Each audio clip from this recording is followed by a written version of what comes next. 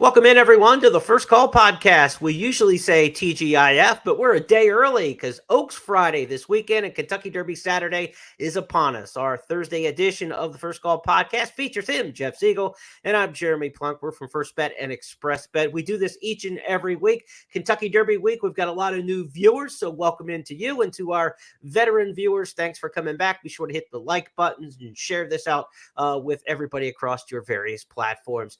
Mr. Siegel, we've got a huge weekend. We've been waiting 365 days since last year's Kentucky Derby to do this all over again. And man, did they line up with the field sizes this weekend at Churchill. 27 races I handicapped this week for Express Bet, 13 and then 14 on Derby Day. And they're on the website if you want to get some early handicapping in. Great. Hopefully we don't have too many late scratches that will decimate the analysis. But for right now, I think it's pretty solid and some great racing. Just a fantastic 2 days of racing, a really good wagering opportunity in the Oaks and certainly the Derby itself.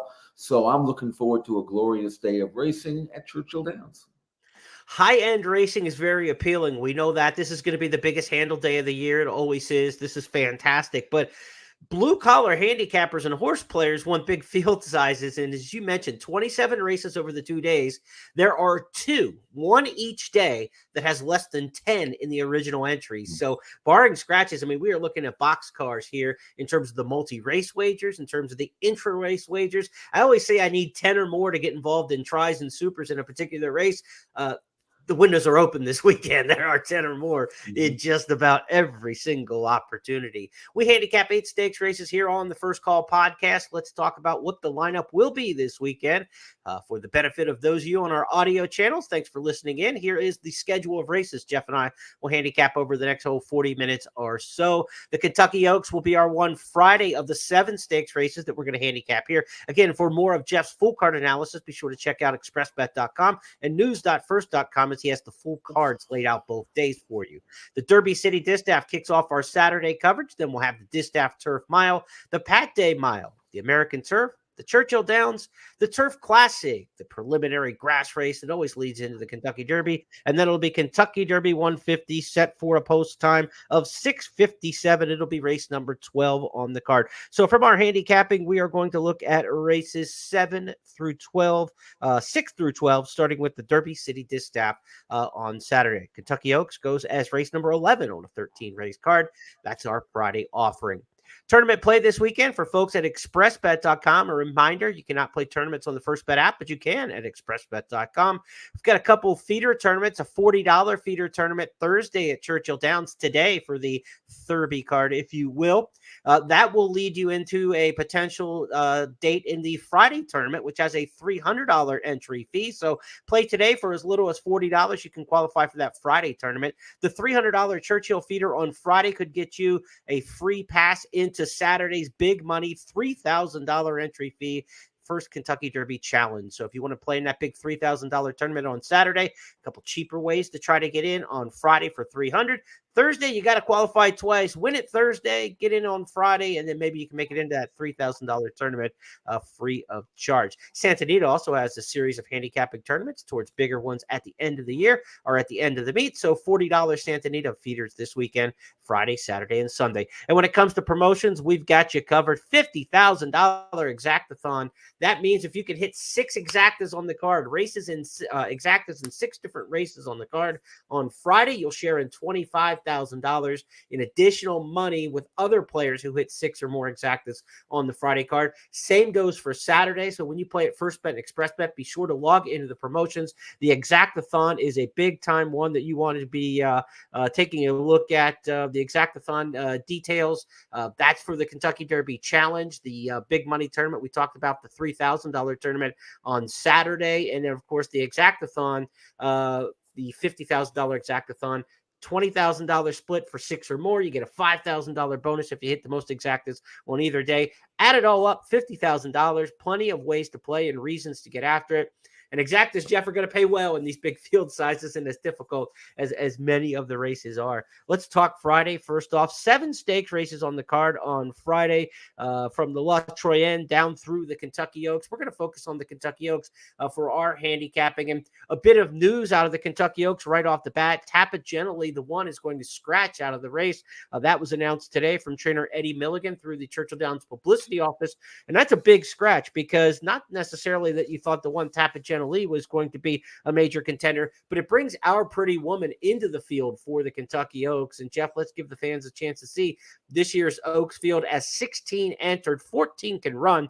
Again, with the one Tap It Gently scratching just a bit before we started our podcast, Our Pretty Woman is now in the field. Candied would be the other also eligible if there is a scratch in this race between now and scratch time on Friday. So Our Pretty Woman, a pretty big input into this field, coming off her second in the Fairgrounds Oaks.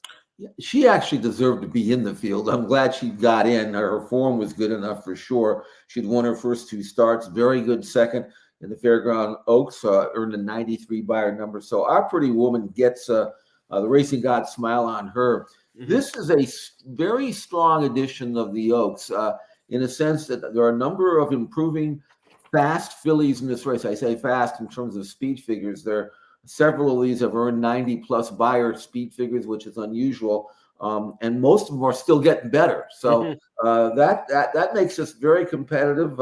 You look at Tarifa; she's 7-2 in the morning line. You'd think a filly with her credentials would be lower, but because of the depth of the field and other possibilities and other wagering, opportunities in the race for others that are better prices, Tarifa is probably not going to be much lower than that, and maybe not even. Maybe she'll even be higher. She is very fast on figures, good style, and I expect that she'll continue to run well. But I opted for Just FYI, last year's champion filly, who she too has a very good style in the sense that she can set in the second flight and then make a run. She was short in the Ashland in her comeback, but still ran very well, earned a good number, a career top speed figure without really being knocked about, has really trained well since. I expect Just FYI to step forward and become even a better filly this year than last. And the way she's been breezing, Jeremy, she looks like she's ready to explode. Of all the horses that I've watched on video from Churchill this weekend, for this weekend over the past 2 weeks, she's been the one that just consistently makes you drop your jaw. She has really trained exceptionally well. Bill Mott's been hard on her since the Ashland, and he had to be, right? Because that's the only start she had this year.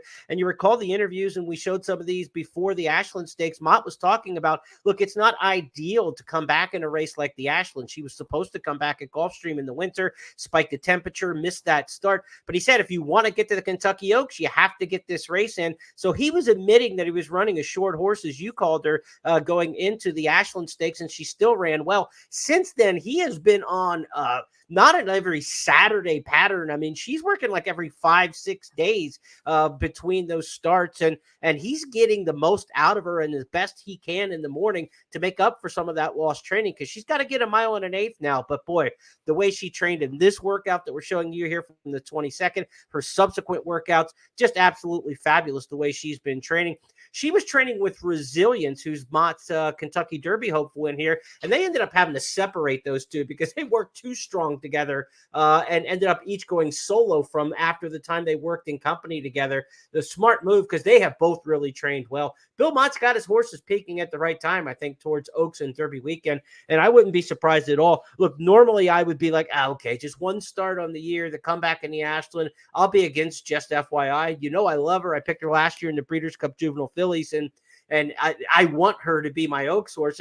And coming into the last 2 weeks, I still didn't think she would be, just coming off the Ashland. But the way she's trained, she absolutely could win this race. And she's right there for me, too. She's 1 and 1A with me in this race with Torpedo Anna. I think Torpedo Anna is really training well. She's run exceptionally well here at Churchill with a 9-length win. Her second in the Goldenrod was a good effort on a day when Intricate was just amazing that day. Intricate didn't follow up from 2 to 3, but Torpedo Anna's got good races over two good races over the track. Her win in the fantasy last time from the 10 hole was exceptional. Now she gets the benefit of a good draw in post 5. I think Torpedo Anna's another one in here, along with Just FYI, who could give Tarifa a real run for her money.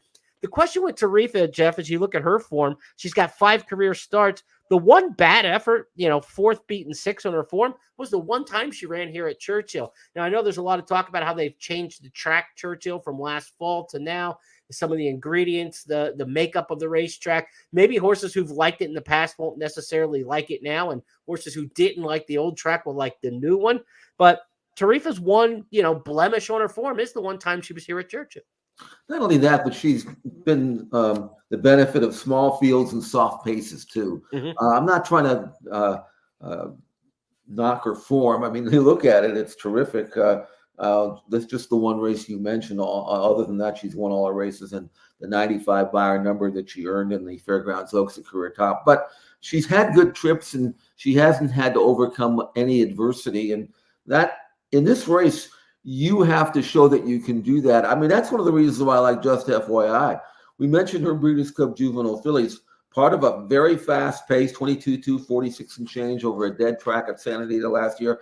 Did it from the 12 hole. I mean, that to me showed that she has that reserve energy when called upon. And as you mentioned, her workouts since then have been very aggressive, but she looks so good doing it. I mean, she's going fast in the morning, but without any effort. She changes her lead smooth as silk. She looks like a filly who is ready to be the kind of 3-year-old filly that you'd expect to justify filly to be, which is to say get better and better as you get older. So that's the edge I think I give her over Tarifa, who hasn't necessarily proved that. But look, I mean, there's so many good fillies. You mentioned Torpedo Anna. She was visually very pleasing herself in the fantasy, and there are others in here that are starting to get good with legitimate numbers. Even a big price like Power Squeeze earned a 90 when she won her race from off the pace. And I think the pace is going to be legitimate here. I don't think they'll be going, So you better be good to win this race. And Just FYI showed me that she was good enough to win a race like this last year, and I think she's going to come back to that form on Friday. With so many big banging barns in here that everybody knows and plays, the Brad Cox, Todd Pletcher, we haven't even mentioned Leslie's Rose, the Ashland winner. I mean, you've got horses that are going to get bet in here, with Tarifa and Just FYI and Leslie's Rose. Power Squeeze is going to be the one who's overlooked in here, and she's awfully, awfully good. She might be the best finisher in this race, and as you mentioned, there's plenty of speed in here. She's always getting better from the next to last call to the final call, and in terms of a pedigree to stretch out now to 1 1/8 for a lot of these fillies for the very first time. She's by Union Ranks out of an Awesome Again mare. She's as bred as well to go this 1 1/8 as any in here. If there's any of the major players who don't necessarily have that 9 furlong pedigree, to me, it might be Torpedo Anna, but the way she finished at Oaklawn makes me think the extra distance isn't going to be a big deal. But just on pedigree alone, she's probably the shortest of the main players in terms of, just pedigree thoughts of stretching out. Fantastic edition of the Kentucky Oaks. I think you can go a lot of different ways in this race. 14 horses are probably going to enter the way it looks. We've got still with one also eligible. So you're going to look at a capacity field, try supers, great way to handicap and bet this race for sure. Go after it. You've got some chances in there. Power Squeeze, the long shot play to mix in there, but all of the logicals in there. Jeff and I both agree. Just FYI, the most dependable of the logical players, the way she has been training. I think she's going to run a race. And not only that, but there is a possibility of rain tomorrow, and she's won on and off track. Just FYI, won the Frizette. That's just another box you can check on her resume. So, again, looking forward to not only a great Oaks, but a great day of racing on Friday at Churchill. Let's turn our attention now to Kentucky Derby Day, Saturday, May 4th. And Stakes races up and down the line at Churchill Downs, starting in the 4th race with the Knicks Go. They'll have the Turf Sprint in race number 5, and then we're going to start our handicapping in race number 6 with the Derby City Distaff. That 7-furlong race is used to be called the Humana Distaff back in the day. It's had great runners in it over the years. I remember a Zeri upset in this race one year. A 7-furlong sprint. You get some top-notch fillies in here. Goodnight Olive coming through the rail last year, getting banged around. I mean, there have been some good horses in here and some good ones upset. Jeff, I don't think we have that kind of standout. There's not an Azeri, Goodnight Olive kind of runner in this year's 10-horse field, but a very competitive bunch. And this might be one of the best betting editions of the Derby City Distaff they've had in quite some time. And two very dependable and genuine rivals in here with Alva Star and Vava. And they both met in the Madison. And I liked Vava that day, and she fell short. Alva Star earned the win. She's got a little bit more tactical speed maybe than her rival, but they're very hard to separate. They were hard to separate in the Madison, and I think they'll be hard to separate in this race. The track was playing towards the front for speed and sprint races pretty much the entire Keeneland meet, especially opening weekend. So Vava had it against her in terms of the race shape, trying to rally in the outside. And maybe the benefit that day was Alva Star, but she earned it. And we know her credentials prior to that race would made her a deserving winner of the Madison. So it wasn't just the track that carried her. But if we can get a rematch of what we saw there at Keeneland, this should be a good one. Vava is still running 6 lengths from the lead, a quarter mile to go. They turn for home. Here's Alva Star right alongside of Red Carpet Ready. These two going at it. Just over a furlong to go in the Resolute Racing Madison. Alva Star has struck the lead. Vava is running late, still third, challenging for second past the 16th pole, still 2.5 lengths behind the leader in deep stretch. Alva Star with Vava running on. Here comes the wire. Alva Star wins the Resolute Racing Madison under Tyler Gaffalione. There's pace in here to help Vava, so I think she's the standout off the pace because there's some other horses in here who can flat out run early, and I think over 7 furlongs here, it might be enough to wear down Alva Star because Alva Star, we knew she was good at 6 furlongs. The 7 was the question, and she held in the Madison, so you know, maybe that track profile got her just enough to that extra furlong. I think Vava's the one to beat. I love the outside post going 7 here, and Irad Ortiz gets the ride back his second time aboard. Maybe he knows her a little bit better and has a better sense of when to go. But I'm with Vava in here like you are, and I think she kind of gets us off to a good start. Will she go favorite? Will she be second choice? Kind of, you know, probably going to be one of the absolute top 2 or 3 choices in the wagering in there in race number 6. It shouldn't be lost either that Vava is 2 for 2 at Churchill. I'm a big horse for course guy, at least if nothing else as a tiebreaker, you know? Right. So, and an added little factor for her. And your point about the pace and the race shape and the track is also pushes me to her corner, and the outside post again will allow her to move when she wants to move. She can kind of settle out there, no dirt in her face, and then kick on with the long stretch and long run in. So for me, Vava, a gun runner filly and genuine, consistent, fast on numbers, and absolutely should fire her a best shot. And I think it'll be a winning one.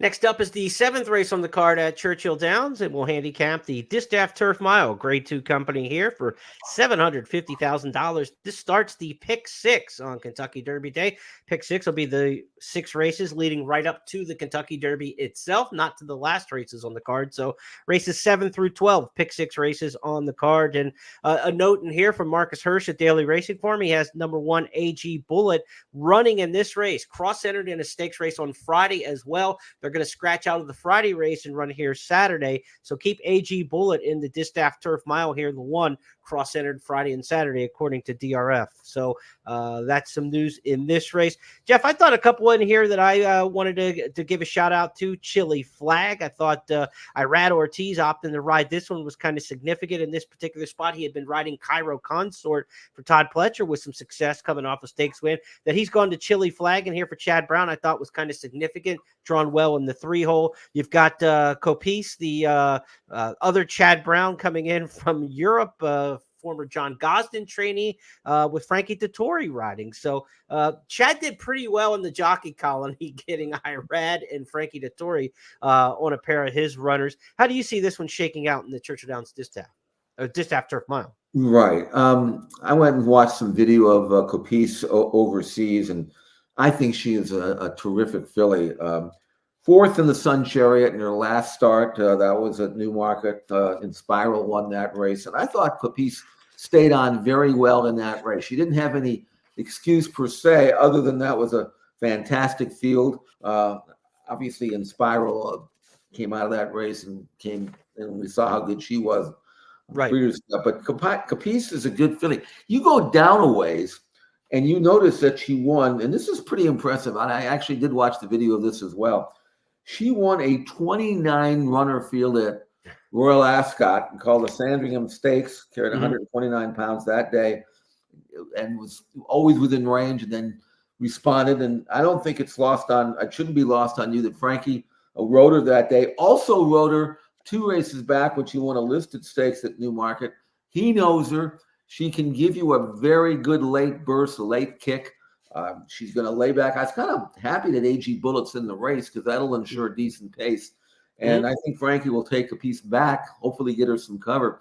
And when he turns her loose, she can really quicken. And I really do think she's a good filly. She's trained well for her U.S. debut. She can run well fresh. We know that. She won her debut. I think at 5-1, to me, there's a gamble for Chad Brown, Frankie Dettori, number 11, Capice for me to win. And that's a good one of my better plays, I would say. I like those two for Brown, Capice, Chili Flag. If I'm playing the pick 6, I'm not going any deeper than 2 to get things started. Plenty of pace in there. I think, like you said, an AG Bullet just makes it even more so with that turf sprint speed from the rail draw under Junior Alvarado. So let's go next to the 8th race on the card at Churchill Downs on Saturday. Kentucky Derby Day rolls on with the Pat Day Mile. The Pat Day Mile, 1-turn mile, of course, at Churchill Downs. $600,000 named for Pat Day, of course, the legendary rider, rode Lily T to win the Kentucky Derby back in 1992, I believe it was, with the Lily T. And Pat Day, the all-time leading rider at Churchill Downs. And he's got some records at Keeneland and Churchill. They're going to stand for a long time. I mean, he was, and Oaklawn Park as well. He's probably got records there that nobody's going to break for some time. One of the marvels of longevity, Pat Day, as good as he was for as long as he was throughout his career. Well, this is a race, Jeremy, that we have a California invader who's very, very fast in Vlahos. He won his debut, and what was going in, I knew this was going to be a hot race. There were several very fast-working, good horses in the race. He had trained well enough to win first time out, but I said, from the rail, I just don't see it. And he just opened up and just kept on going, and it was purchased privately after that race, training really well now for Doug O'Neill. And this race did not actually come up as strong as I thought it was going to be. No, Knightsbridge isn't here, and I thought he was going to be the star. Absolutely. Of this race. There's a few others. In fact, there's a race later on in the day, an allowance race, first level allowance that had some horses in there that I thought would be in this one. So, so I think Vlahos to me is not only the quickest of the field. I like the fact that Maldonado, who knows him, who went back to ride him and is basically a speed rider. He's not going to grab him or say, oh, I don't know if he can go a mile. Let's just grab him and choke him back. No. Maldonado lets him run. And that's what I think Vlahos will want here. Just open up and run everybody into the ground. I don't see anybody in here who's quick enough to run with him. But even if there is, he is outside. So if there is pressure inside, I think he can sit out there. But I hope they don't. Just let him roll and show him your heels. Let's take a look back at that debut win where he earned the 98 buyer March 9th at Santa Anita. Frank Miramati on the mic. Vlahos, the one to catch at the top of the stretch. Ball Don't Lie chasing gamely in second. These two are dominating at the 8th pole. It's Vlahos maintaining a 3-length lead. Ball Don't Lie 7 back. Feel the Magic finishing strongly on the outside of Santarena, but it is Vlahos. Vlahos in complete control. Cruises home to win by 5. Jeff, what do we make of Nash here? He's probably going to be the post-time favorite in here. I think he's second choice in the morning line. He's a horse who's been bet almost every start. He's been 9-5 or less at every trip. Brad Cox trains Nash, and he's a horse to me that's just kind of like an in-betweener, right? They can't quite figure out what he is, so this race makes sense because it's in between. It's a 1-turn mile. He's not a Derby horse. Is he a pure sprinter? I don't know. Like when they're trying to figure out what to do with a horse and you're going to get a short price, I'm willing to try to beat him in this spot. Well, first of all, I'm not sure about him around one turn. He's a Medaglia d'Oro. He might want to go longer, and he's look at the interior fractions of his races: 47.3, 47.4, 48.1, and this. I mean, they're going to be going down there in 44 and change. So I don't know whether Nash is going to be the kind of horse who's going to want to cope with the early splits here. He'll probably drop out of it if they ride him with the intent of making one run. Maybe that'll work better than if they try to chase. And he's a good colt. We featured him when he won that Hot Springs race a few weeks back on our It's Official show, and I was impressed. I thought, but I didn't think they'd back him up to a mile. And now right. I thought, okay, you got the 2-turn win. Maybe you move on to the Preakness out of that race. There was but. Yeah, back to 1 turn. I don't know. And you mentioned like the splits. I think it's really important because if you go down and look at his past performances, when they went 45 and change at Keeneland, he gave ground in the stretch. When they went 46 and change in the Gun Runner at Fairgrounds, he gave ground in the stretch. So the 2 times he's been around fast paces, he hasn't had anything left at the end. And so he needs a slower pace, perhaps around 2 turns to show off his best gear. And he's not going to get that in this spot. Vlahos is not going 46, 47. I mean, he's going to come out of there running. And the Churchill Downs track is fast, folks. It is fast. And, look, if we get rain, things might change up and that for Friday into Saturday. But it's Kentucky Derby Day. I mean, Todd Pletcher one year famously called it, they're running on 4th Street out there, which is the street that goes by Churchill Downs. I mean, it's going to be a highway. It's going to be fast. It's going to, elicit fast times.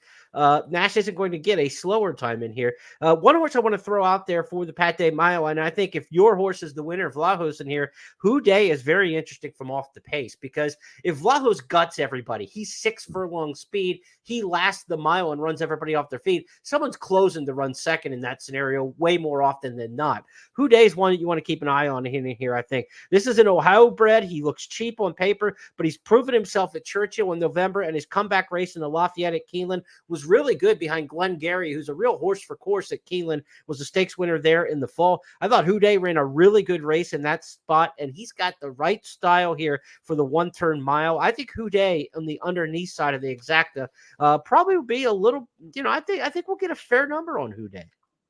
I think he will too. He's got that style, and I know they're going to let him settle and then make one run, which is what you want because if we're right about the favorite, he's going to run theoretically anyway. He'll run everybody off their feet that's chasing him, and I think Day will be farther back, and then he can make one run from the quarter pole home and pick up the pieces. Why not? It's got the style and lightly raced, improving numbers. He's not fast enough to win, but he's improving, so he may be fast enough. On Saturday, but I see your point on Day. He is a very good underneath horse for this race based on the projected race shape. And Top Connor's going to get bet after setting the pace in the Bluegrass and an impressive debut winner. But he's the only horse who quit in the Bluegrass. The 2-3-4 finishers ran 2-3-4 all the way around the track in the Bluegrass. So that race is not very good on paper. I mean, you look at it on paper and you say, well, that wasn't so bad in the Bluegrass. That was not a good effort the way the rest of the race shaked out. So I'm not on Top Connor here on the cutback. So I'm tossing Top Connor. I try to beat Nash. Now we got ourselves a good betting race. So Jeff's got Vlahos. We'll throw Day in there, and maybe we can get ourselves a really nice exacta in the Pat Day Mile. One other thing I want to mention is Vlahos is 8-1 in the morning line. You might get 8-1 in the rolling exotics, but I don't think he's going to be. I don't think he'll be 8-1 on the toe. So you may want to try to hook him up and maybe get a little bit more value in the pick 3s, pick 4s, pick 5s, whatever you're playing. I think he'll be a better price in that pool. Good horse for the exactathon that we're talking about. Maybe get him in there second and click one of your 6 exactas that you need for the promotion. Let's go next to the turf now at Churchill Downs on Saturday, from the Pat Day Mile on the dirt to the American turf for the same 3-year-old cast. They'll go a mile and 16th, though, on the grass in this particular race. And the American 3-year-old turf scene is trying to find maybe its leader. They know that Endlessly's pretty darn good, but he's going in the Kentucky Derby, Jeff. So the top American 3-year-old turfer's not in this race. They had contemplated running in this particular spot, but there's one from overseas who will fill the void, I think, according to the way you're looking at it. Yeah, his name is Legend of Time. He's no secret. He's by Sea the Stars. He's a Godolphin, he's an Appleby. I mean, these are the ones that always seem to run at least as well, if not better, here when they get here after beginning their career overseas. And this one actually ran 3 times in Maidan. All 3 of those races were this year. All 3 of them were very impressive wins. They kept them below the best there. A couple of allowance races won a very valuable stakes last time. Time form ratings have produced a forward move in every one of his starts. And if you look at the video of this colt, he just moves like a good colt. I mean, he has that beautiful, easy early action that settles off the pace, and then you smooch to him at the top of the stretch, and you go boom, he explodes. And I expect him to beat this field, which does not contain any major champions that I can see. And this is again, I don't see any U.S. based runners in here that blow me away. I mean, 5-1, for example, on Agate Road. I mean, if he's truly 5-1 in this race, then I really have confidence in Legend of Time. Yeah, Agate Road's been the workmate for Fierceness for about the last month. I don't know how many more punches he's got left in him, because he has been thrown around the racetrack in the morning in workout terms, not physically, but just he's had his heart ripped out almost every morning, where Fierceness just blows by him and drawing off once a week. So I don't know what Agate Road still got left in the tank. But what we do know about Legend of Time is he looked awfully good in the Jamariah Stakes last time out at Maidan. 8th and now asked to extend a little bit. Heads into the straight, the leader, Legend of Time, plenty of room to come through. The short price select. Out deeper, Musical Act to Hoku. Courtier starts to work into it. A Claim to Royalty seems to have thrown up the white flag. What happens in Vegas passes him. And Musical Act still seems to have something in the locker here. Gives Legend of Time a run for his money. Legend of Time leads a length and a half. Now makes it 2 lengths, and he kicks away in the late stages. Legend of Time goes on to record a nice win in the final race. And the margin on the line, 4 lengths. Godolphin go 1-2.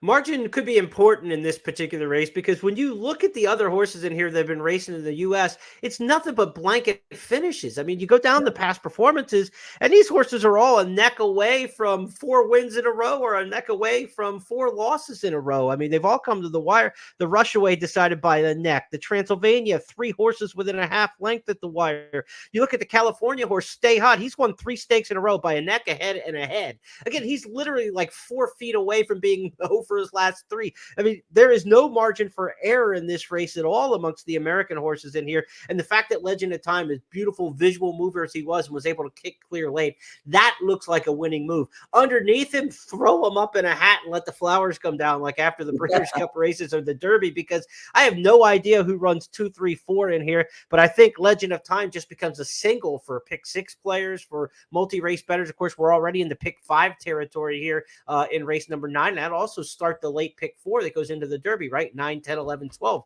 Derby's race 12. So I think you're going to start your multi-race wagers in the pick 4 with a horse. It's like single or spread is what we like to say, when you're constructing a ticket. This is a classic example of that. If you're not singling Legend of Time, I don't know how many you have to use to feel comfortable in a race where the photo finish has been the rule of thumb, not the exception. Yeah, I mean, none of these American horses have really done anything to stand out among the others. You're right. They'll put them in a hat and choose one. But Legend of Time looks like one of the better 3-year-olds that Appleby's brought over. And I love the fact that they've allowed him to develop. They haven't thrown him to the wolves. They haven't done anything stupid. They haven't said, okay, break your maiden, let's go to the Guineas or something like that. Yeah. It's just going to develop. Again, being by Sea the Stars, he should be a late developer and he should run on. One thing that when we picked up that race on video, Legend of Time was always within range right from the start. He didn't drop out of it and make one extended run. He's got tactical speed. I mean, I think Frankie can put him wherever he wants, and wherever he wants is going to allow him to be within range from the quarter pole home. I don't see anybody out kicking him. Right. Frankie Dettori didn't pick up a great Derby mount this year, right? He ended up on Society Man. He's going to be a major long shot in there. But he did all right on the undercard, picking up for Chad Brown with the Gosden horse coming over for the Godolphin runner here for Appleby. Could be a very good undercard for Frankie Dettori. Let's go to our next handicapping challenge. It's the Churchill Downs Stakes, race number 10, 7 furlongs. We saw the Derby City Distaff earlier on the card for 7 furlongs for the Filly Mare Sprint Division. This one in the Sprint Division for the Colts, and some middle distance types might be more the calling card in this one, including Zozos, who won the ACAC Stakes at Churchill Downs during the September meet.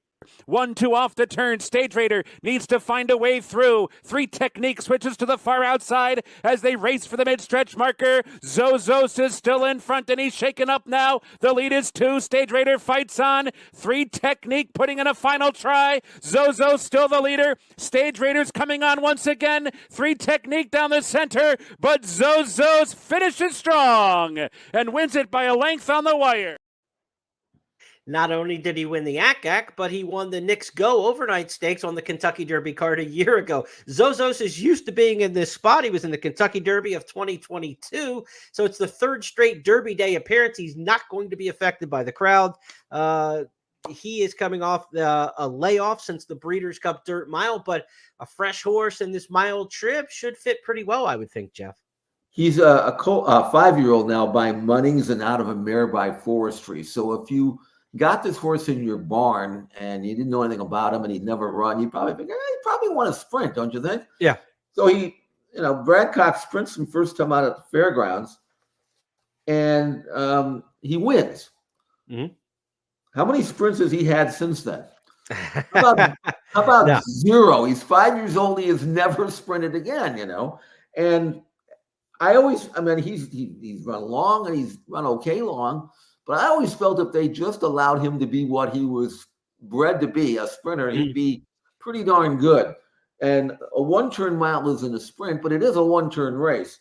And I remember handicapping the Breeders' Cup Dirt Mile last November, and he was 4-1 in that race, and he was like the first horse I tossed.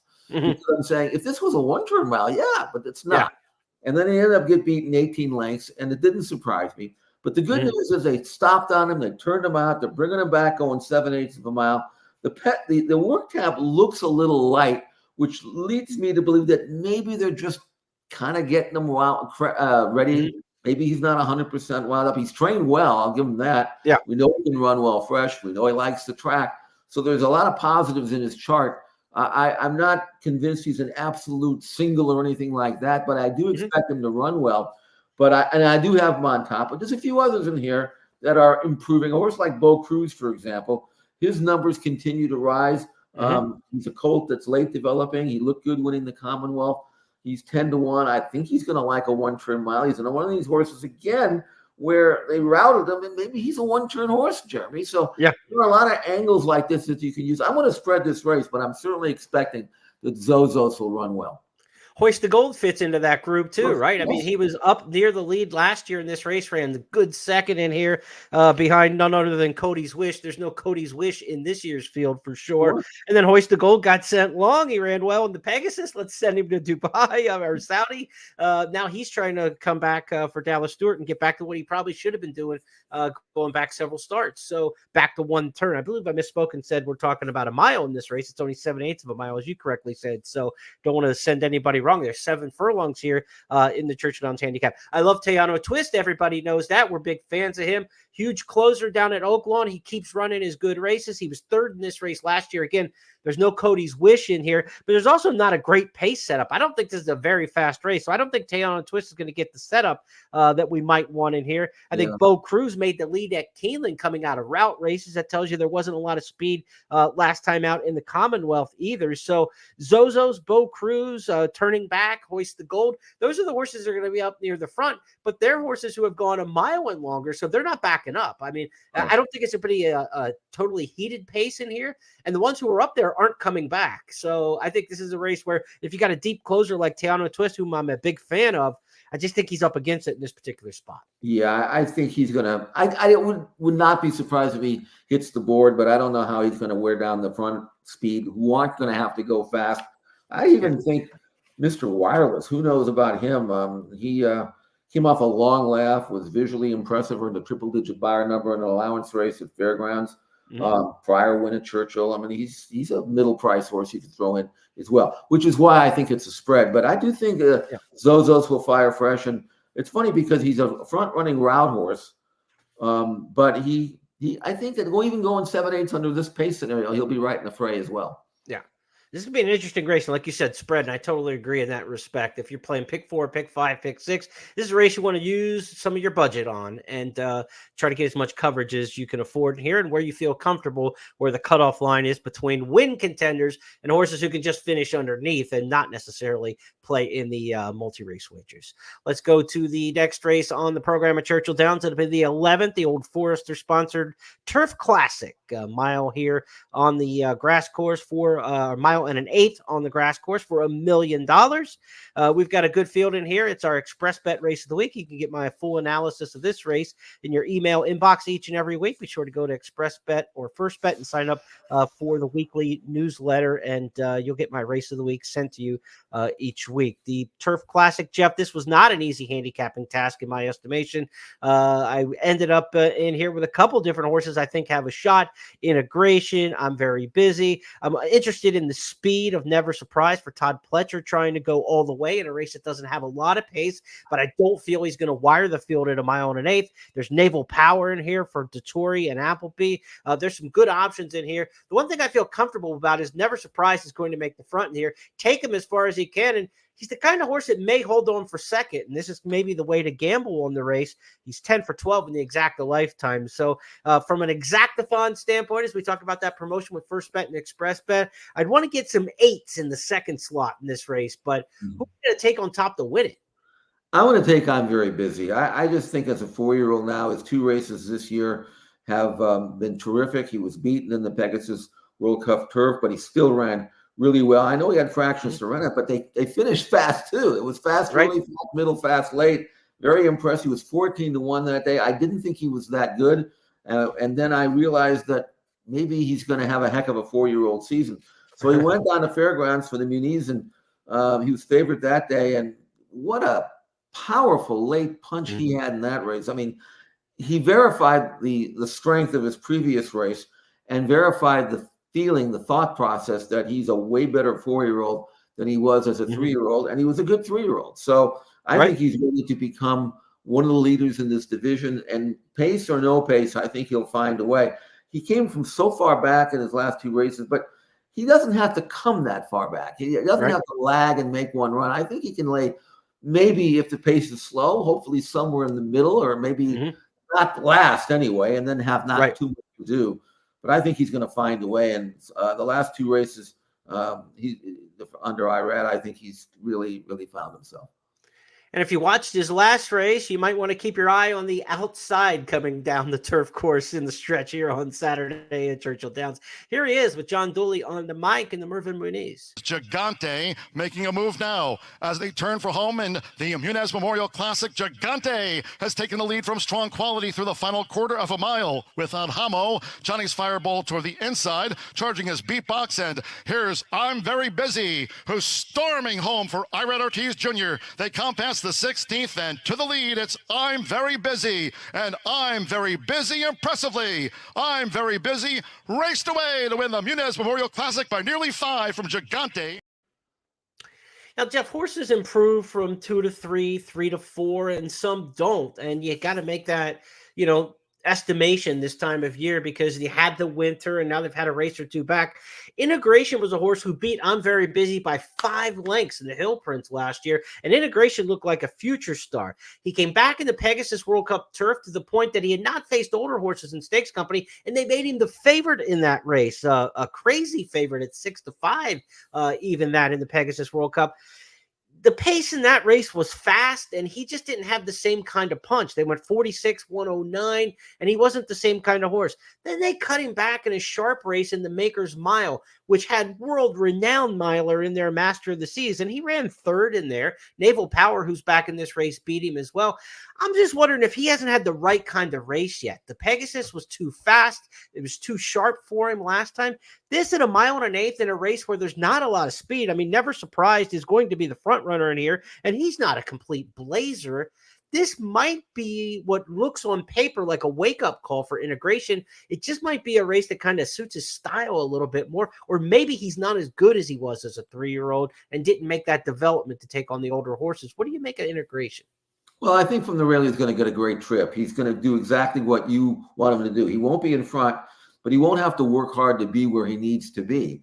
And I don't know if the pace here is going to be blazingly fast. He should be where he needs to be to have whatever chance he's going to have. He actually earned a career top buyer number in the Maker's Mark, even though he was beaten 4 lengths. So he didn't produce a forward move. He just wasn't up to beating Master of the Season, who is really, when you think about it. So that wasn't bad. So he's 5-1. I'm Very Busy's 4-1. I think they both have a chance to outrun those odds. Certainly, I believe I'm Very Busy will. The other Brown that I was looking at, I didn't mention him, was Program Trading. I saw him out here at Del Mar. He won the Hollywood Derby. He's not as fast on figs as the rest of them.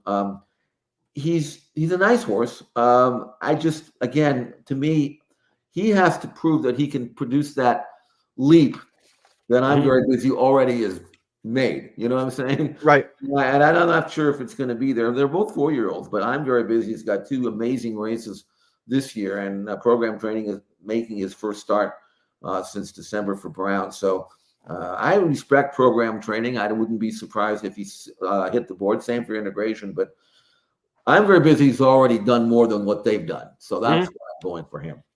Right. I've got it 1, 6, and 11 over the 8 in here. That's the way I'm going to try to attack it. Take 3 shots and hope that Never Surprise takes him a long way, but not long enough. And one of these really good finishers will put him away in the stretch and maybe hold on for a piece. That sets us up into Kentucky Derby 150 next up here on the program. And that's how we're going to wrap up our handicapping here for the It's Official podcast. Jeff and I have had a ton of content over the last few weeks about the Kentucky Derby. So now it's time to kind of put a bow on it, Jeff, and give our final thoughts on this field of 21 right now.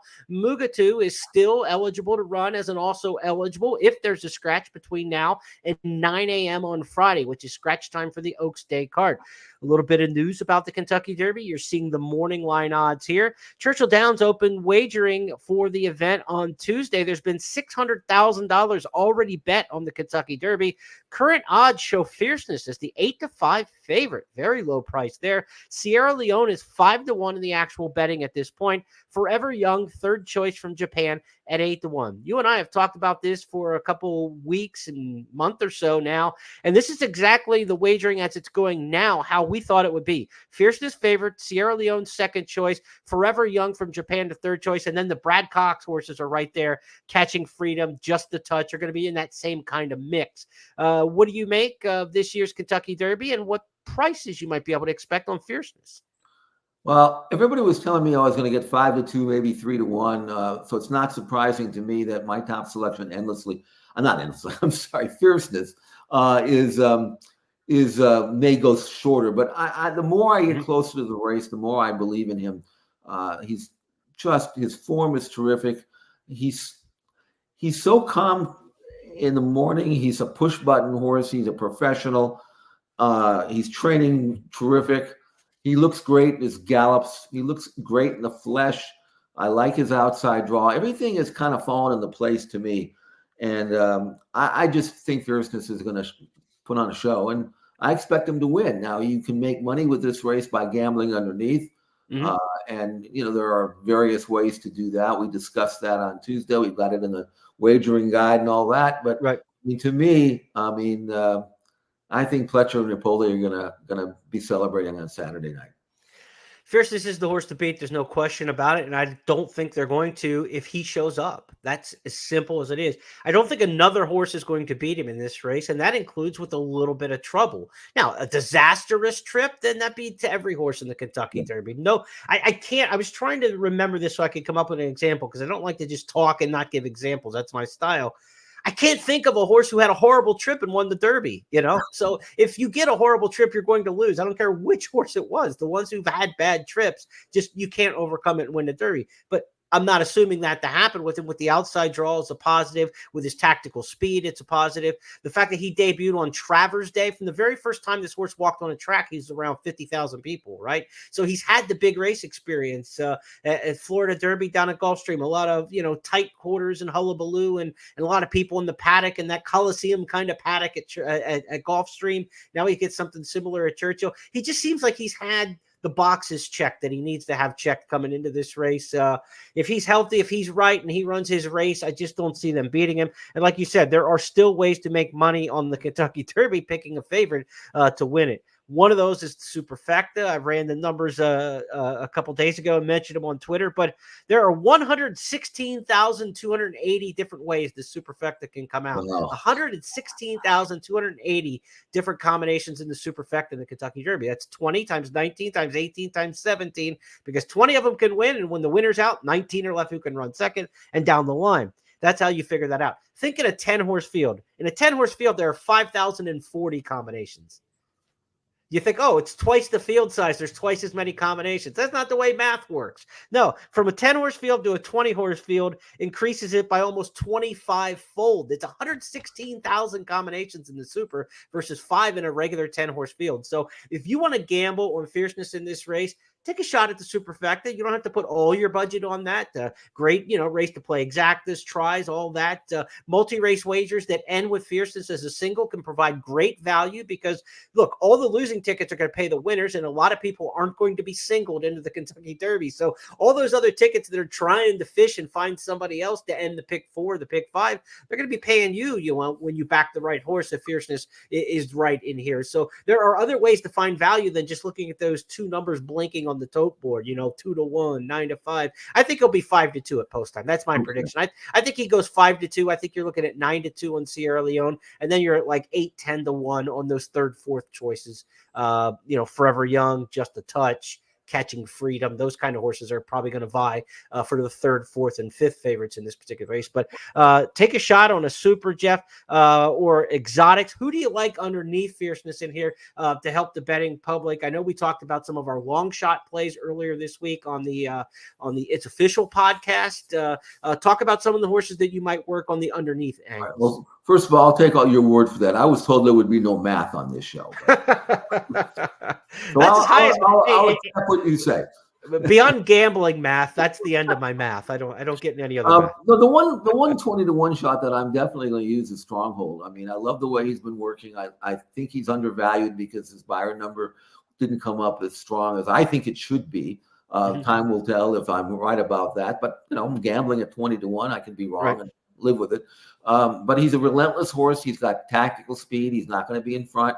He'll be in the second flight, removed from whatever heat there may be, and he'll stay on. And as a son of Ghost Sapper, I think he'll produce yet another forward move. He's never taken a backward move, and I think he's ready to step forward. He's, like I say, he's been working really sharply in the morning, and I do believe he's going to run as well, maybe better than he ever has. What that nets him remains to be seen, but if you're looking for a horse underneath at 20-1, better use Stronghold. I don't really know if hang on. I don't really know what Sierra Leone's going to do from the 2-hole, because I liked him going in, but I just think that the task at hand is going to be more difficult than I thought, because he's going to get shuffled back and he's going to take a lot of dirt and he's going to have a lot of work to do from the quarter from home. He's a horse that I completely trust. I mean, I love this Bluegrass one. I just think he's a really, really good horse, but I think he's been dealt a bad hand, I think, in regards to the draw. So can he rally and finish second, third, or fourth? Yes, he absolutely can. But something unforeseen is going to happen for him. I think, Sierra Leone, if he runs like worse than fourth, I'll be very disappointed. I still think he's going to light the board somewhere. But his job on winning this race got a lot harder, I think, from post number 2 in here. And the way fierceness is going, right? If fierceness wasn't training as well, then you'd be like, boy, look at the form, right? The form for Sierra Leone just looks better than the other horses in this particular spot. So you've got a horse who's training so well and has better form in fierceness. His top end form has been better, faster, stronger, more remarkable in his victories than Sierra Leone. So, but there's no better mile and an eighth or mile and a quarter horse in this race than Sierra Leone. So he's got that going for him. It's just about the trip, how far back he gets, how the race shapes up, and how it all plays out. For me, a price horse, Resilience for sure. One that I've been high on for a long time. He's in there. Domestic Product is a price horse. I think it can be in the underneath. The two Oaklawn horses I'm a little bit interested in for the exotics, Mystic Dan and Just Steel. I don't think either one can win, but you're looking at a couple horses at some big prices if you're playing tries and supers that you want to get in there. And I'm going to go back to one that we liked him at one point. Then we didn't like him at all. And now I'm kind of like, you know what? I'm going to use him underneath endlessly. His races have been so good on the back end, the way he finishes his races. His first couple works at Churchill were terrible. I was ready to throw him out. I didn't like him at all the first two times he worked. His last work and his gallop since, he's like actually coming around. And, you know, I'm not saying he's going to pull an Animal Kingdom and win this thing at $50 mutual. I don't think that's the case. But I know this, he can get a distance of ground, and he's a finisher. And I'm looking for closers at big prices to use underneath. That's the, you know, that's the fit. That's the square that fits in the spot here in tries and supers in the Derby historically. I'm going to use him underneath. I've got endlessly back into my mix, bottom spots in here. You know, I mean, if he runs second, third, probably, you know, maybe not one that I'm looking at, but he can light the board in here and get a shot. Absolutely. I mean, you don't want to miss the super because you didn't use him. Let's put it that way.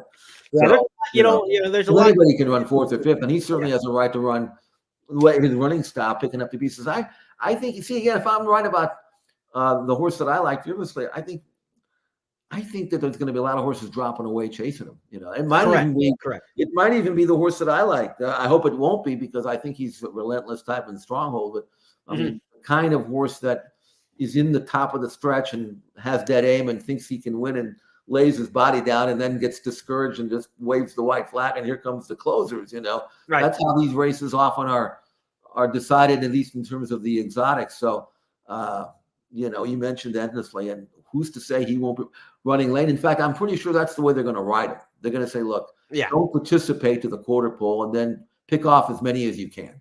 Yeah, stay outside of all the kickback and all the stuff. Run wide, stay towards the back wide, and then see if you are a mile and a quarter horse when the others aren't. And you know, and that works a lot of years to get yourself a little bit of a share of the Kentucky Derby. If it comes up just short, maybe he's one of those horses you want to look at perhaps for the money back special. You can get up to $10 back on your win wagers with Express Bet and First Bet on Friday and Saturday in select stakes races if that win bet finishes second or third. So those $10 money back specials are races 7 through 11, the final the 5 races leading up to and including the Kentucky Oaks.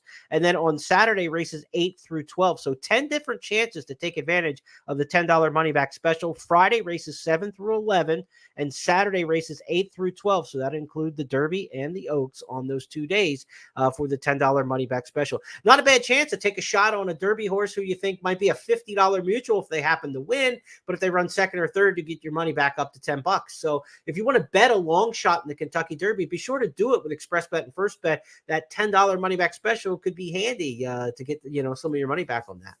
No question about it. But I'm really looking forward to this year's Derby, Jeremy. I think Fierceness is a good horse, and I think this sport needs good horses. I mean, they need marquee horses, and he strikes me as the kind of colt that nothing will bother him. He's never missed a beat. It's hard to hard to fault his form. You talk about some crazy thing that might happen on Derby Day. I remember back. Okay, I'm an old guy. 1967, when Damascus was supposed to win and fell apart in the warm-ups and just was not himself, and turned out to be much the best of that crop. But on one day he wasn't, and finished the track. I don't think that's going to get to Pletcher's colt. I think he's a professional. He's a pro. He's class. He'll handle anything. He'll handle any pace scenario. I just hope he goes out and does what he's capable of doing, because we need a colt, or any colt, but especially him. I think we need him to go out and do something really special. I think he will. And whoever turns in the remarkable performance on Saturday in the Kentucky Derby, the attention will move to Pimlico next for the Preakness Stakes. A reminder that future wagering for the Preakness is open currently right now. There's about $170,000 already in the win pool for the Preakness future wager. That's going to close on Saturday prior to the running of the Kentucky Derby. So if you want to get your Preakness future wagers in, be sure to do so. Right now, Bob Baffert's Muth is the 3-1 favorite for the Preakness future, 7-2 on Fierceness, 8-1 on Sierra Leone. You can get 10-1 on Forever Young as the fourth individual choice. As far as the new shooters go, Tuscan Gold for Chad Brown, who's sitting out the Derby awaiting the Preakness. He's the lowest price of the new shooters right now at 22-1 in the Preakness future wager. So be sure to check that out. Go to Preakness.com, click on the future section, and you can get the profiles of all, I believe there's 32 individual interests for the Preakness future wager. We've got profiles on all those horses. So even the new shooters that you might not be up to speed with from the Kentucky Derby, before you bet the Preakness future wager, you can learn more about those at Preakness.com. We are excited for this weekend. Jeff and I will be back on Tuesday to recap it all on It's Official. We'll take on 5 hot topics, and I guarantee you all 5 of them are going to be from around Churchill Downs on Friday and Saturday from this upcoming weekend. Jeff, this is the one to enjoy, right? I mean, we put a lot of hard work into it as people who work in the industry, and some of the days are long and the nights are longer, but people who work for a living, really work for a living, are laughing at us that it's hard work, because it's not. But we get to enjoy the fruits of these labors coming up on Saturday and Friday at Churchill Downs. It should be a fabulous weekend. You know what I'm happiest about, though? And that is, actually, I have an opinion. Sometimes the Derby is like, just throw my hat. I don't know who's going to win. Yeah. I don't really like the horse I'm picking. I have to pick somebody. Yeah. And usually that's when I'm not even close. But this one I like. Okay. Win, lose, or draw. I've done the research. I've done the work. You've done the work. We both have opinions, but they're parallel in many respects. And when, whatever happens, but we're ready. I know we're ready. I hope the horses are. Yeah. I'm with you. There are years you do all this and you can't figure out who you like in a Derby. I remember picking Conveyance. I remember picking Bandera horses. I'm like, I don't even like these horses, but it's like the best of what is left in my opinions. This year there are great opinions, and there are great reasons to like some of these horses, and some horses at prices for underneath. So I'm very excited to dig in. I'll be playing heavily in the Superfecta, the 2-day pick 6. That 2-day pick 6 at Churchill Downs will be races 5 and 11 on Friday, including the Kentucky Oaks, and then Saturday races 6, 10, 11, and 12. So the 2-day pick 6, the Superfecta, and the Derby, those are the 2 pools I'm going to be attacking hardest on my wagers. So I hope you all have a great Kentucky Derby. Thanks to Jeff for all his hard work over the past several weeks here. We get to enjoy it on Saturday alongside you. So hit the winners, collect, have a great Saturday on Derby Day, and then come back on Tuesday and check out the It's Official podcast. Good luck in Derby 150, everyone.